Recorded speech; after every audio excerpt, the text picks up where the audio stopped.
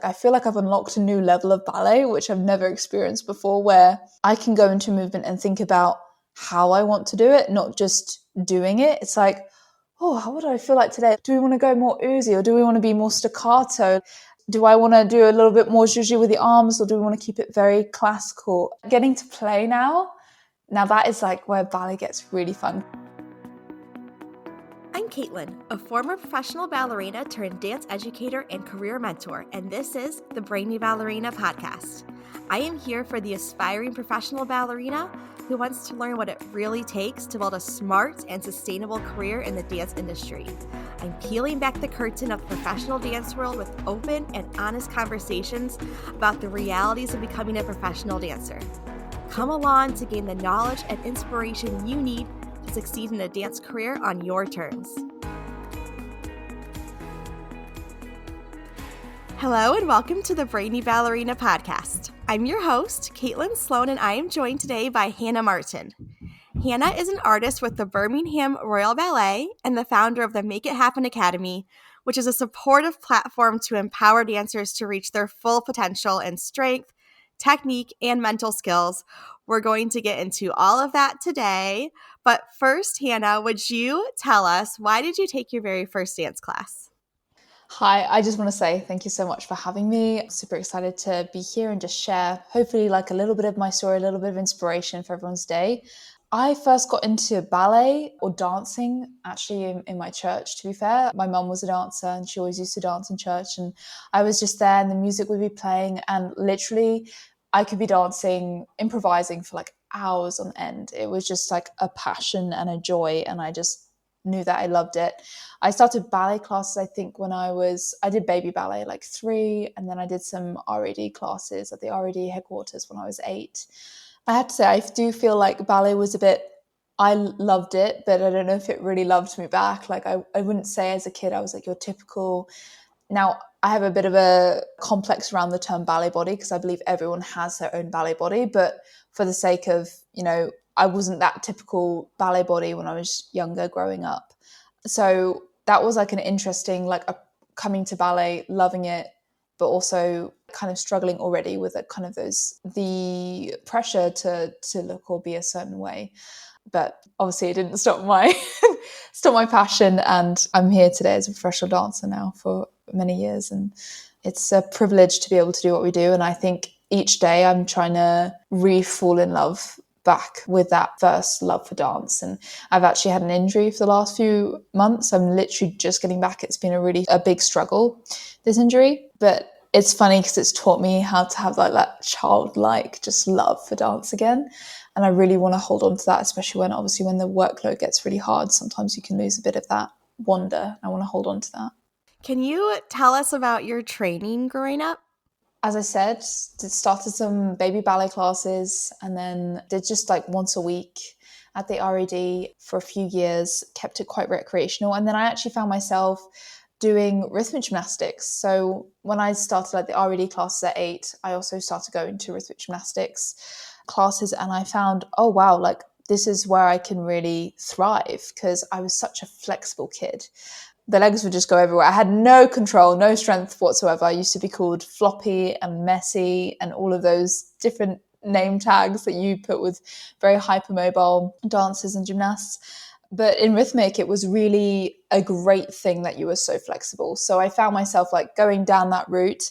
When I was 11, when I watched the British Championships for the first time, that I was like, wow, this is what I want to do. I wasn't even close to qualifying. I was just like, this is my dream. I remember dreaming about it every single night, that I might have the opportunity to go to the British Championships as a rhythmic gymnast. And I worked every single day. And eventually I somehow didn't even just qualify. I actually won the championships the next year, which was kind of unheard of to like flip the switch so much, because no one really, again, thought much of me as a rhythmic gymnast before that point, which is kind of what's inspired me to make the academy, but that's for a later point. So it kind of took me on this whole journey of this rhythmic gymnastics journey, which I had no expectation that it went beyond my wildest dreams. I started traveling the world, competing for Great Britain. I ended up, going to the Commonwealth Games in 2018 in Australia and the World Championships, the European Championships. It was a whirlwind. Definitely, it wasn't all sunshine and roses, just like ballet. It had its many ups and downs, and the training was very rigorous, but it gave so many different life experiences. And I think the way now I approach dance, it gives me like something a little bit extra, something a bit different.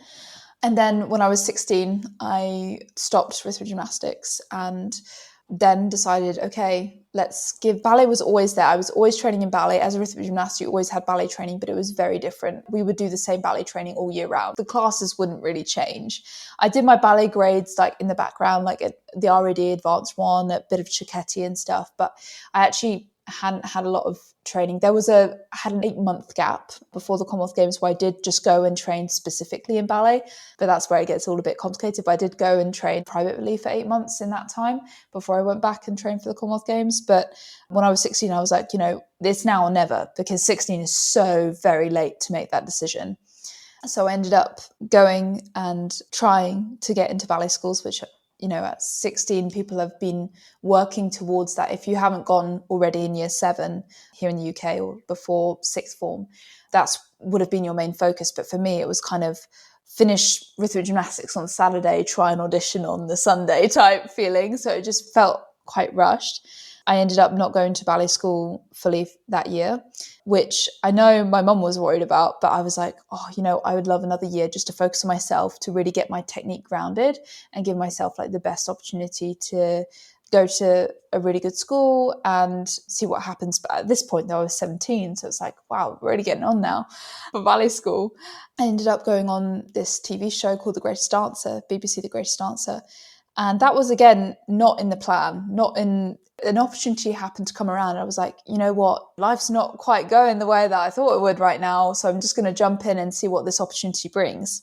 I ended up progressing all the way to the semi-finals on that show, thinking nothing of it really in terms of my ballet career. Because I'm like, I don't know if like this TV show and ballet are really like, you don't go on the TV show like that to get into ballet school. It's not really the pathway you normally take.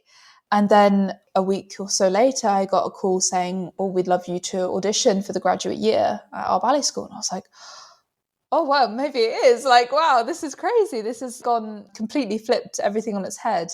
And so I think in that time, there was a lot of trusting and just trusting the process, trusting what you work for is it's going to happen for you.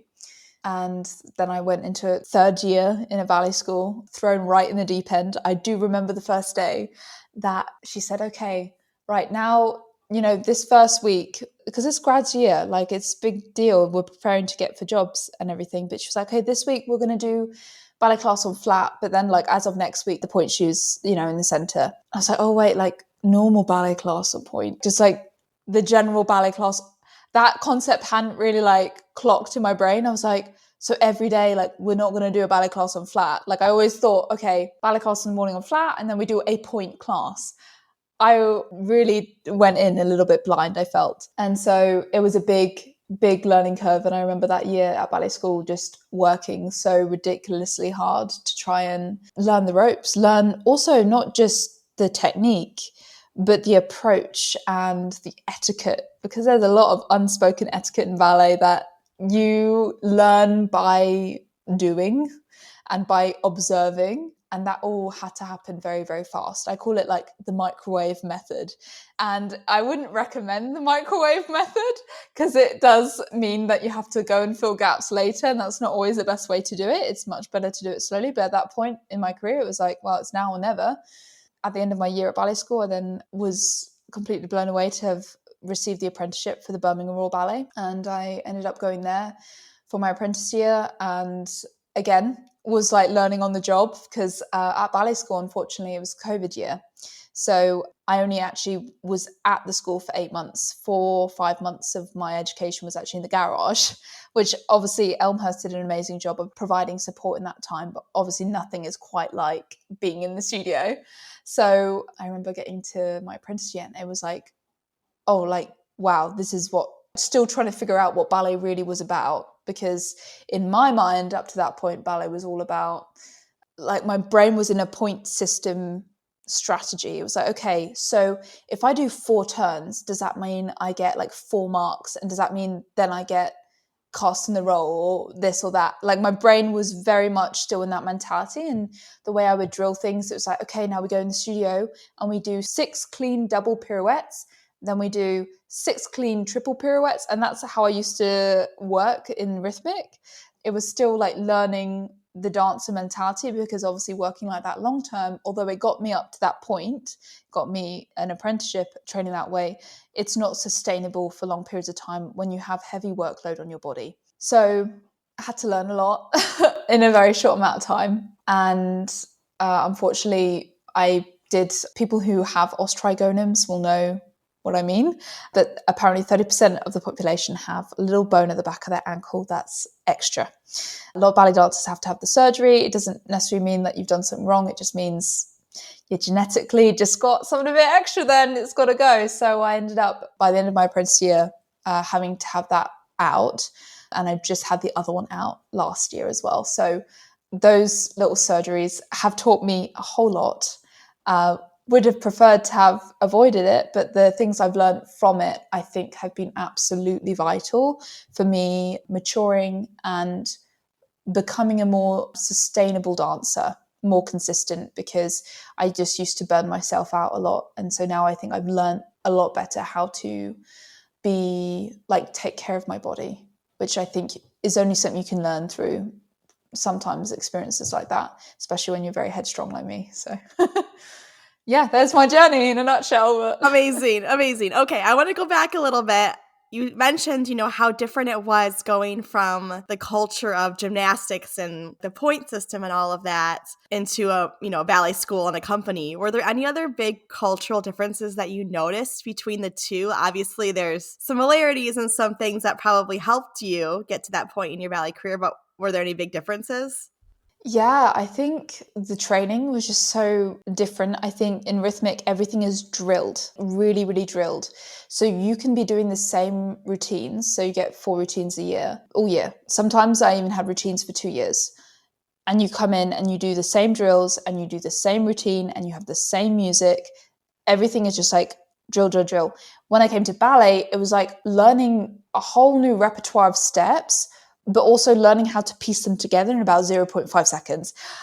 Because I had also only done ballet classes that were set classes, so the RAD syllabus. So I would do the same thing with that. I'd just take it away and I'd just drill it every day for however many weeks, months, years. And then you go and you do the exam and you show it's a very similar approach. So even my taste of ballet had been very similar to the Rhythmic. It was like drill, drill, drill, present, drill, drill, drill, present. And so the whole concept of having to learn so fast and piece together steps so fast, that was a whole new muscle that is developed from a young age in ballet, and it needs to be developed from a young age because it takes time to work that muscle. And I would say it's only been the past 2 or 3 years where I'm wow, this is how everyone else was feeling in ballet class when I was in my apprentice year, just trying my hardest to for me, even when my ballet repertoire wasn't complete by that point, because I hadn't been in ballet that long. So not only was I having to learn the combination like everyone else, I was actually having to try and learn the steps, because I was like, so what are they actually doing? I couldn't quite figure out sometimes it was I knew the steps, but at the in-between bits, you just learn from watching from the age of 7 that I was trying to still figure out. And boy, once you get the linking steps, ballet is so much easier. Before, I was just trying to figure out, and then trying to put it on point. So how does this work on point? And then you develop bad habits and bad techniques. So it was a lot of learning to learn very organically, working that muscle. That was a brain and mental muscle that hadn't been worked, just like your physical muscles, that you get them stronger by working them every day. It's the same with the brain. And it's amazing to see how that has developed over the course of my time at BRB and at Elmhurst. But it's amazing how long that one can't be microwaved. You can try, but it can't be microwaved. You got to roast that one for a long time. Does the mere thought of audition season make your palms start to sweat?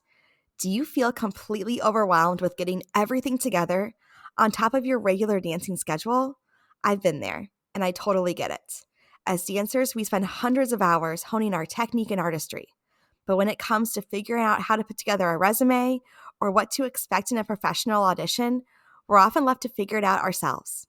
That's why I put together the Ultimate Audition Guide. This is your one-stop shop for everything you need to tackle professional company auditions with ease.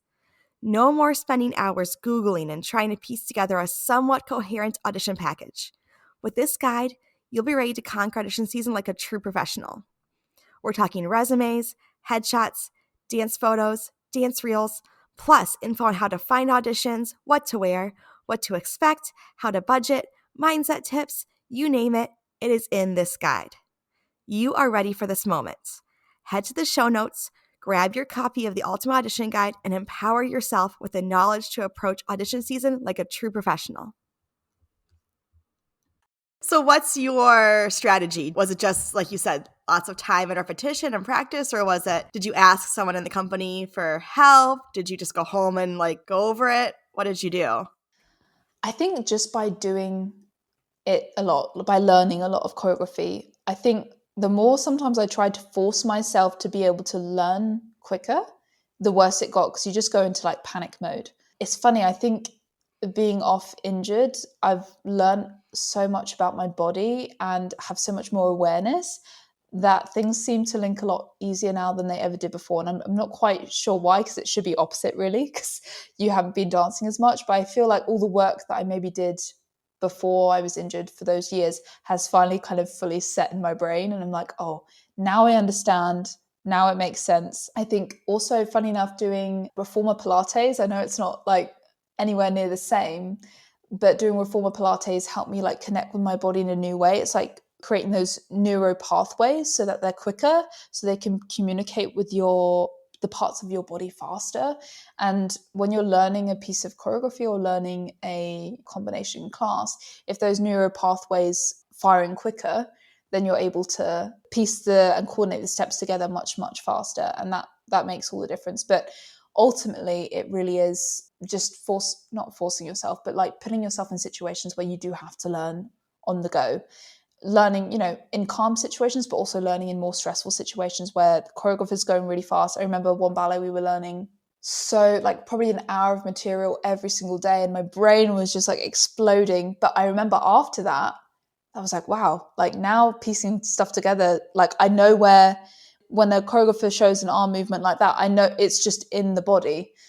Unfortunately, it's just doing and trusting the process and not panicking when it's even now, sometimes I'm I didn't really learn that exercise very well. But it's before I used to really get in my head about it. I'm all those past ghosts of well, you can't learn anything. You're not a good learner. You're not a fast learner. I'm no, when I apply myself, I know I can do it and I'll be fine. So I think not getting in your head about it, because I know some people are just light bulb, got it straight away. My brother is like that. It's just super smart. We did the same maths test. He took 15 minutes and I took 2 hours, and we got the same result. Some people are just quick. For those of us who are a little bit slower, I think being kind to ourselves, because we can be our own worst enemies, because you can talk down on yourself so much, and that just makes it worse, because then your brain goes into shutdown. It's well, I can't learn anything, so I'm just going to shut down. So I think putting mental strategies in place when those little foxes come has also been key. I've just been well, I got the exercise wrong, and yeah, it was a bit embarrassing, but oh well, next time I'll do better. Yeah. That makes sense. And it's kind of, when you mentioned the having been injured and it kind of more clicking during this time, it kind of makes sense, because I think about sometimes you'll learn choreography and it's not clicking, then you go home and sleep, and then the next day you have it and it's your brain solidifies all of that while you're sleeping. And so I almost wonder if, because it's so much and then you had more time to kind of let it solidify, if it's still working in the background even when you're not actively thinking about it. That is so true. And I think that is something I've learned a lot from my injury, is having recovery. Whenever I couldn't get a movement, I would just, Rhythmic, I would just drill it and drill it and drill it and try and get it in the body and push it and force it. And then with my injury, I've actually been unable to do a lot of that. I've been able to do smaller amounts of work. But I realized when I was getting some coaching, and normally the old me would do the coaching and then spend an hour and a half trying to like go over the step or whatever she was trying to teach me and force it into my body. And I'm like, I'm really going to get this, so tomorrow it's going to be better. And often, you end up hurting yourself or getting an overuse injury or something. This time around, I was like, I'm going to go to my coaching. I'm going to listen. I'm going to pay full attention, give 300%. And then I'm going to go away. I was in Japan at the time. I'm going to go away. I'm going to experience Japan. And then I'll go in tomorrow and see what happens. And funny enough, it was the first time in my life where I'd done this, because I'm always a hard worker. And there is a time and place for that as well, don't get me wrong. But physically, I just couldn't at this moment. But I felt like when I was coming in, I was like, wow, I'm coming in and it's actually better. The neuro pathways have had time to develop while I'm not even working on it. And I think that's been quite the revelation recently of like, you don't always have to force everything for it to happen. Sometimes you put the work in, you take a step back, you have a Kit Kat, you come back, and then actually maybe it's gonna be there. I mean, that doesn't work for everything, but I'm learning like you don't have to force everything. I think that is key, though, that you said that you have to put in the work completely when you're in the moment and then let it process. If you're not fully present in those moments first, then it's not going to process later. But if you really take that time, because think about too, like how often good ideas come or things come to you when you're in the shower, you're on a walk, you've thought about it first and then now it's kind of just marinating. Yeah, 100%. And I think giving yourself, I'm definitely someone who probably overthinks as well. So I'll think about it too much until it like almost does a reverse psychology of like where I'm like coming up to and I feel almost worried about the movement or something because I've thought so much about how to do it right. And I think trying to now lean into more like my natural way of moving, the natural way it feels right in the body. And then if it needs correcting of technique, then we take it away and we break it down, but not to constantly be, I think before, especially when I was trying to learn the steps, I was trying to break it down, put it all together and make it perfect all in one swoop. And that brain process, by the time I'd finished the pose arabesque, no wonder I couldn't remember the rest of the exercise because I was thinking, we got to do this. We've got to turn out the back leg. We've got to pose forwards. We've got to push forwards more onto the leg. We've got to make sure the neck stays relaxed. Let's keep a long spine. And by the time you've had like the 80, 50 different thoughts going on in your brain, then like you can't think about anything else. You can't think about the artistry. And I think that now is like, I feel a little bit, I don't want to like speak too soon, but like I feel like I've unlocked a new level of ballet which I've never experienced before, where I can go into movement and think about how I want to do it, not just doing it. It's like, oh, how would I feel like today? Like, do we want to go more oozy or do we want to be more staccato? Like, how do I want to do this? Do I want to do a little bit more zhuzhi with the arms or do we want to keep it very classical? And getting to play now that is like where ballet gets really fun because, when you're younger, ballet can be quite dry and boring and you need that. Actually, my rehab, I had like months of where it was just like slow tendus, really slow tendus. No, not even fifth positions. So, I mean, that was a bit too far. We were in first for ages because my ankle just couldn't take it.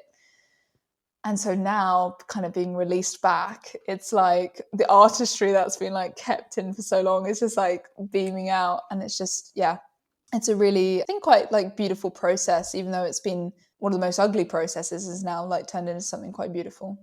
Mm-hmm. Okay, so you kind of talked about this a little bit, but I'd love to hear a little bit more about what the transition was like from student to professional. How did it go beyond this? We talked a lot about just the concept of like having to learn a lot of new things really, really quickly. Was there anything else that you struggled with? Was it kind of smooth in other ways? I think the life adjustment was huge. So you come from your graduate year, and I find this with a lot of graduates actually. It also depends on what company you go to or what's on in that season. But I remember when I joined, we were just doing Romeo and Juliet, and there's really not that much for the core in Romeo and Juliet.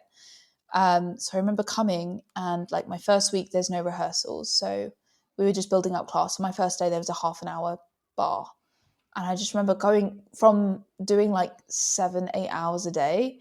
And then you come and it's like, what do I do with the rest of my day? And that is actually, when I speak to people who just joined the company now, I'm like, I find a lot of them have the same complex I'm like, you be so careful, because this is where overuse injuries happen. Because you go into this, if you're like me, you go into the studio and you hack away for as long as you think you need to, because you've been doing that, and then you get overuse injuries that you have to be really careful about. So go do your work, but like try and find, you need to find balance, and I wish I found it earlier. So you need to find things at ballet school. You don't often have time for hobbies, you just don't. It's crazy, it's 24/7. But when you do join a company or go into the working life, like you need to find things that you enjoy outside, because it's going to be so important for you later down the line. And you never people are going to be listening and they're not going to understand, like you don't understand it or want to accept it coming in, because that was me. I was like, I'm a bunhead through and through, like you can't tell me that I'm not going to work like that many hours.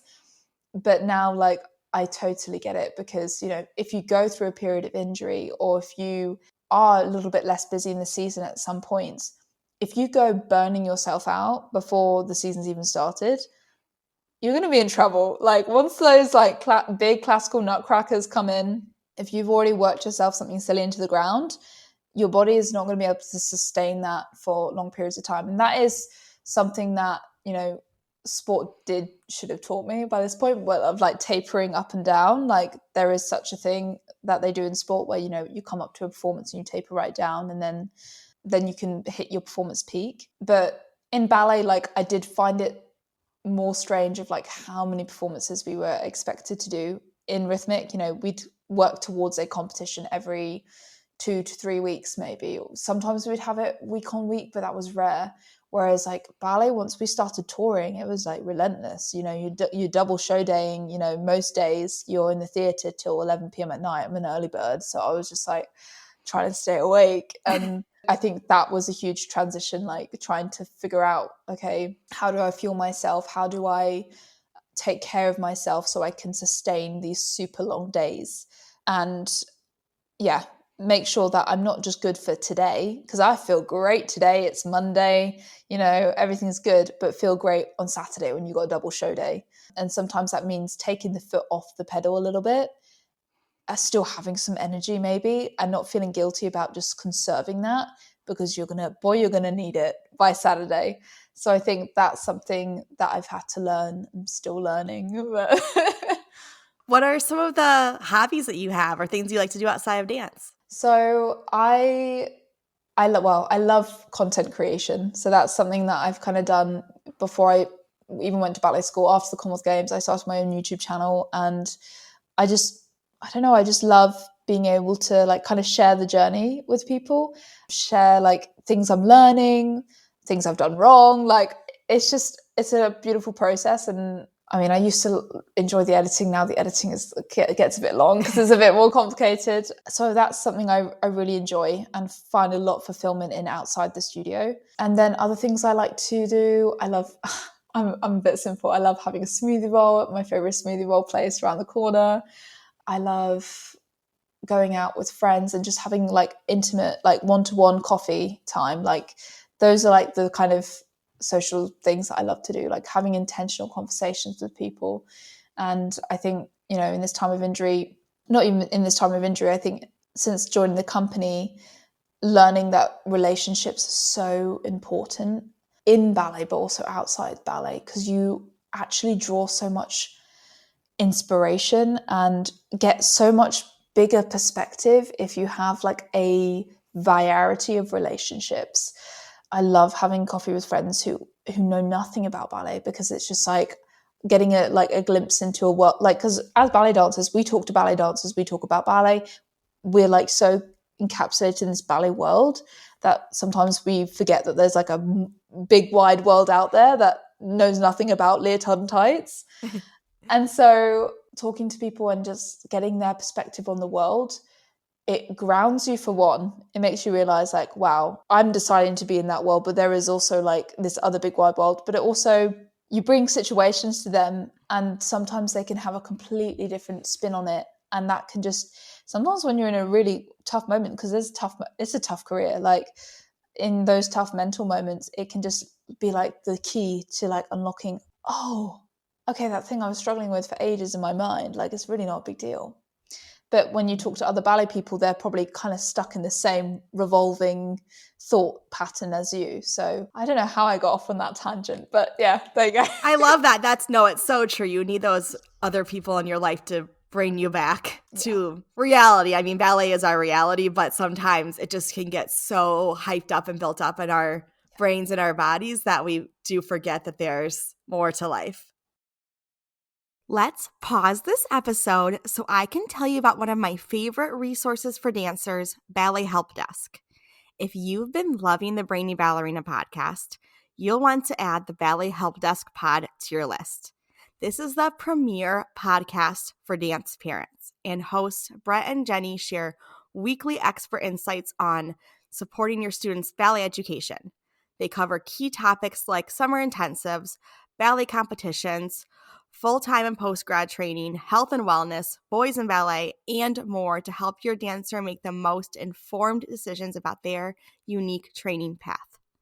Another one of my favorite resources from Ballet Help Desk is their reviews. Head to their website for over 1,400 reviews on summer intensives and year-round training programs.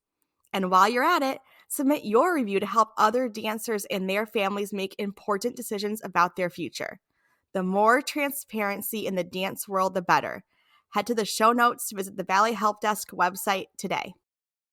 You mentioned your social media and your content creation. Can you share more about this community that you've built and what you're hoping to share with people, what you want to bring into this social media area? Yeah, 100%. So initially, I think it was just vlogging, and like I don't know. I didn't really, to be quite honest. I saw a gymnast at the Commonwealth Games doing it, and I was like, oh, that looks fun. Why don't I do that? And if it becomes a thing, maybe it can fund some of my trips that I was going to as a rhythmic gymnast, because it was very expensive sport. And then I just carried it on because I really enjoyed it. And I think as I went on, I realized like sharing the not so pretty sides, like training in my garage, and when I was having tough moments, sharing that and not just sugarcoating it with like, oh wow, I got into ballet school, woo. It was like, wow, this has been a hard journey, but boy, we made it. And even at ballet school, talking about those tough moments of like, oh, things aren't quite going the way I want them right now, but like we're going to still keep up and keep going. I think I didn't realize how relatable that was for other people, and not only did that help me, but it helped others not feel alone in that. And so I think I try not shy away on social media to talk about the tough stuff, the times where we feel low, the times where it feels like you're not going to make it, because I feel like that's relatable, but because no one really wants to share that sort of thing, everyone feels alone in it. But like making them feel less alone like can help empower us to be like, okay, I had this low moment, but also like I had this super high moment as well. Like it's a journey, it's a process. It's not just, I wanted to show almost a zigzag a little bit of what the journey really looks like, especially in ballet. I feel, sometimes you look at some of these amazing dancers and you're like, well, so I went to this ballet school, and then I got into the company, and then I got promoted, and then I was a principal dancer. And it's like, wow, amazing for you. So I really wanted to show like the nitty gritty in betweens that everyone goes through. I mean, now on social media, I feel like, ballet, there's a lot more stories out there of showing more behind the scenes, which I find personally also super inspiring. But that was kind of the feeling behind it. And, recently I shared quite a lot about my injury and the whole process that has been on. And to kind of hear the responses of people who are also going through an injury. Obviously, it's quite an intimate, vulnerable thing to share, because you feel like I felt like I was at my weakest point and my breaking point. And it's not, to be honest, when I set out with posting about my injury, I'm like, this is going to be like my comeback, and it's going to be this awesome story. And it's like, whoa. And then like the point when it was supposed to be the comeback, I'm like, it's actually getting worse. I don't quite know like this is not a pretty thing to post. But to hear the amount of responses of people, again, going through injury, going through similar stuff, and the impact that sharing that journey that wasn't picture perfect by any means, and wasn't going, the linear way that I hoped it would, made them feel seen, made them feel like they weren't the only ones going through it, and made them feel like they could keep going.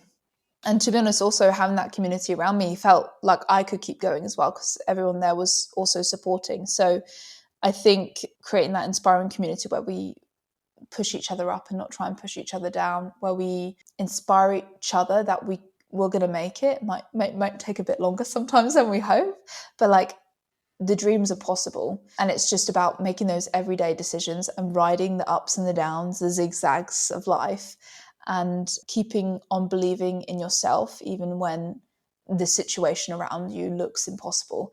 Trust me, when I was sitting in my garage and it was -1 and I was trying to get into a ballet company, it did not look likely at all.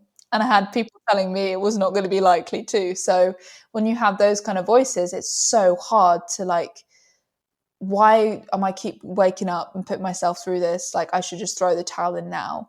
And I think that is the voice I'm trying to combat most days for myself, but also sharing it for others to know, like, no, we all combat that voice in our heads, but it's possible to like keep showing up, keep overcoming it. And beautiful things can happen when you do that. And I think that's kind of the message I really want to get out to people. Love that. You recently launched the Make It Happen Academy. Can you tell us more about the Academy and what inspired you to create it? Is it a lot along these lines of everything we just talked about? Yes, definitely. I think my tagline in every single YouTube video I've ever done is dream big and make it happen. And so that kind of birthed this idea of the Make It Happen Academy. And it's really a platform which I thought, what would I have wanted as a young dancer? What is it that I like? What support systems would I have wanted supplementary to my training that could have helped push me forwards? And so that was kind of the idea when I started putting together the platform.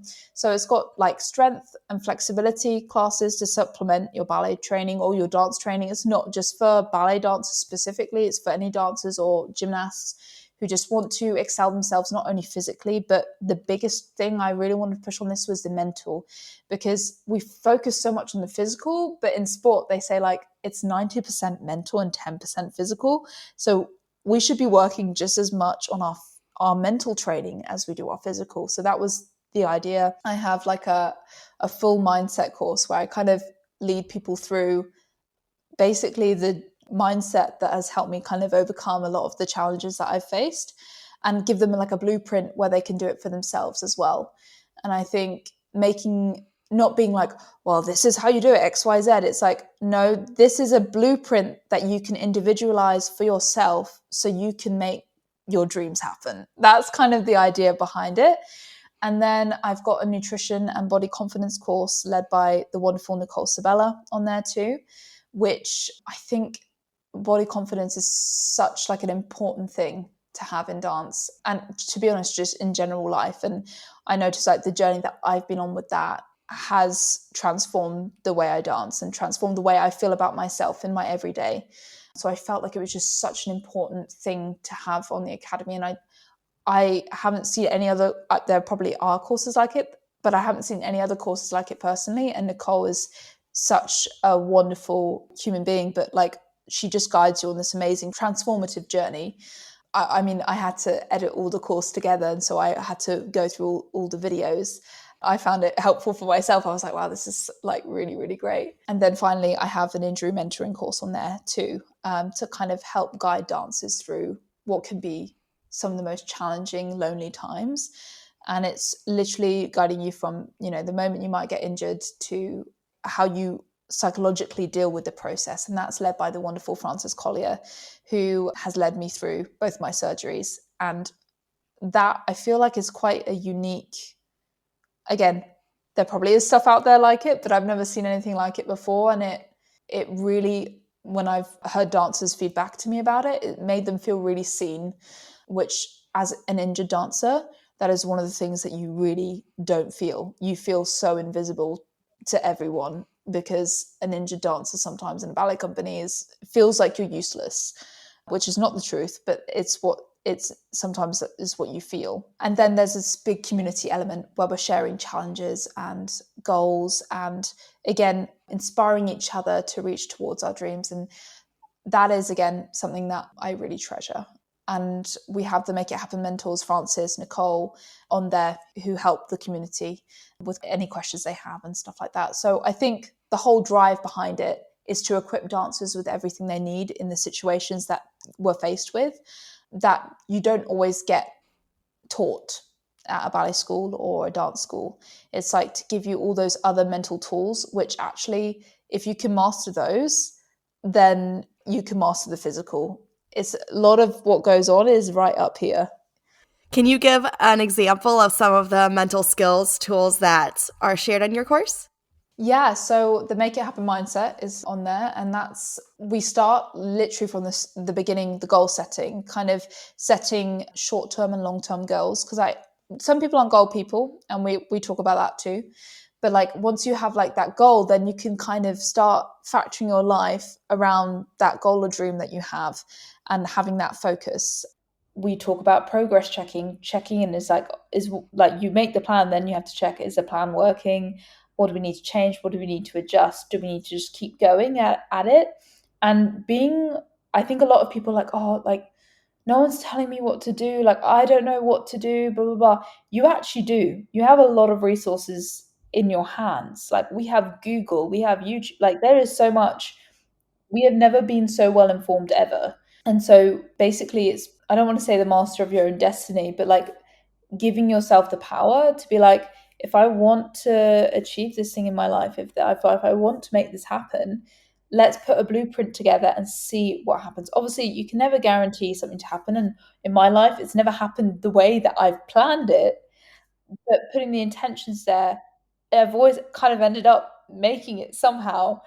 It's never quite in the conventional route. And we also talk about that in the mindset course of like, don't be scared to take the unconventional path. So often we think we can, if we haven't done XYZ, then we can't achieve XYZ. Well, no, who says you can't?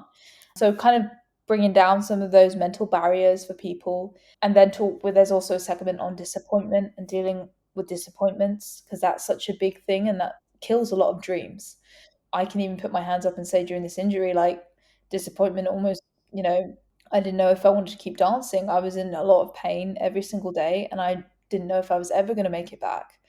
We talk about dealing with disappointment and talking about the controllables and the uncontrollables, really breaking it down into practical tasks and things you can do to, like, a little bit like when you break technique down, right, in ballet class, breaking it down to the tendu and the plie, doing that a bit with a life strategy, breaking it down to like, okay, what's in my control, what's out of my control, what am I worrying about that's distracting me from my purpose or my intention. So really giving like a holistic approach to the way you're approaching your dreams, because if you have the right plan, the right structure, it's way more likely you're going to make it.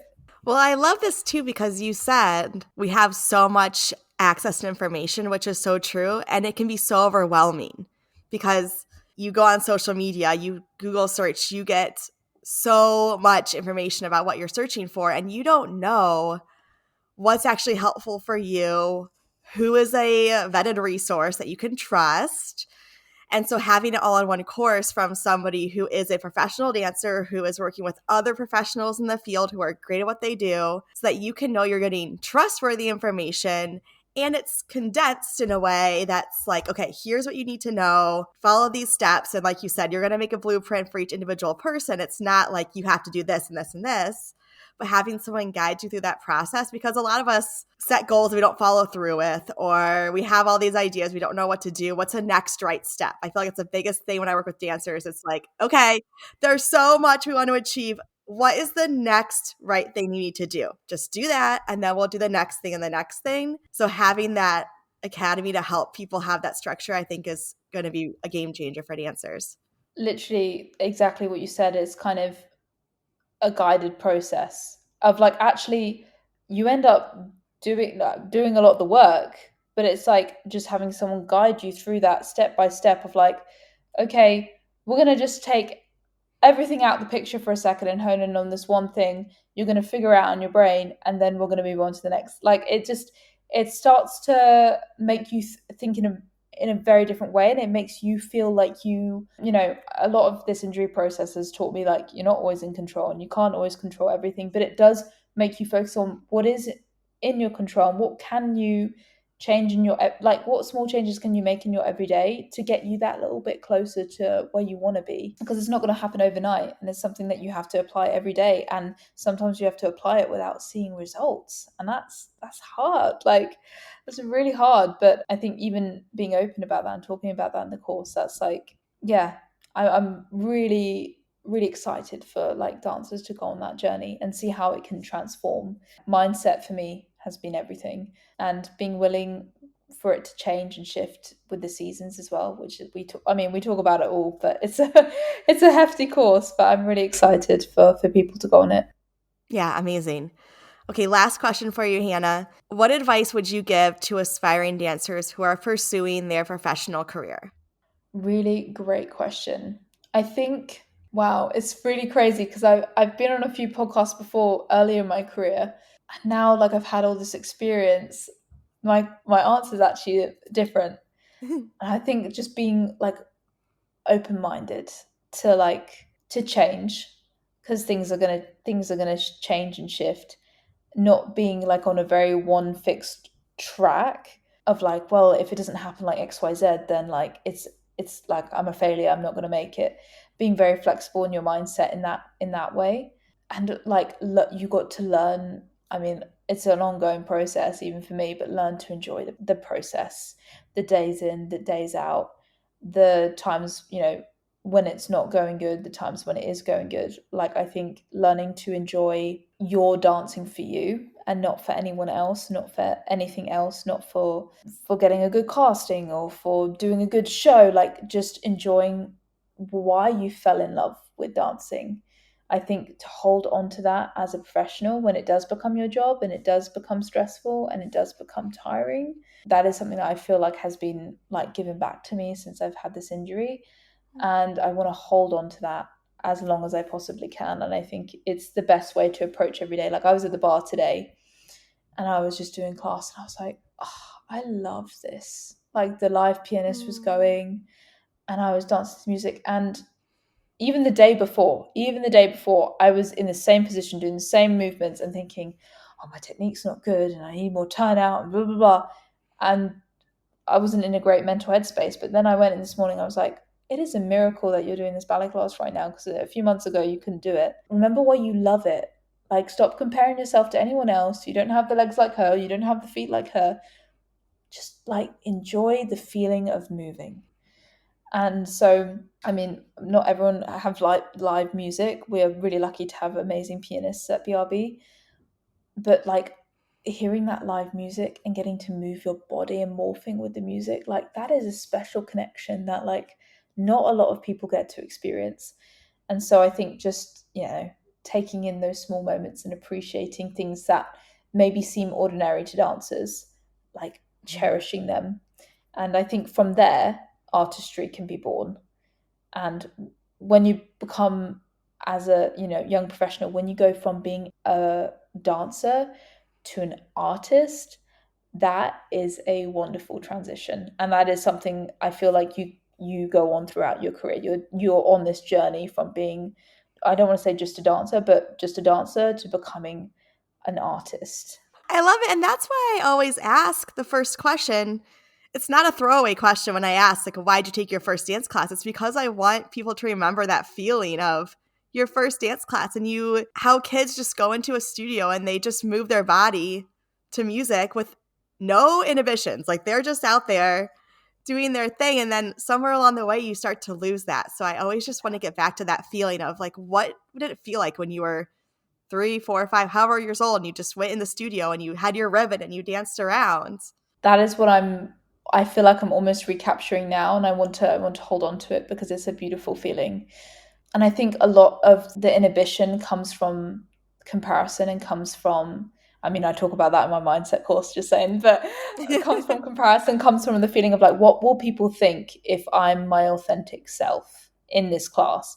And that is something that held me back for so long. So I'm like, what if they don't like the real me? Like, what if they don't like the way that I really dance? And and then you have the technique that's like, and then you're trying to learn the combinations, like it's all a whole thing. But going on this injury journey, I'm like, I actually like obviously I respect everyone and everyone's opinions and everything, but I don't actually care what people think if I dance good or if I dance bad or if they don't like the way that I dance. I'm like, I just love it, and I can't.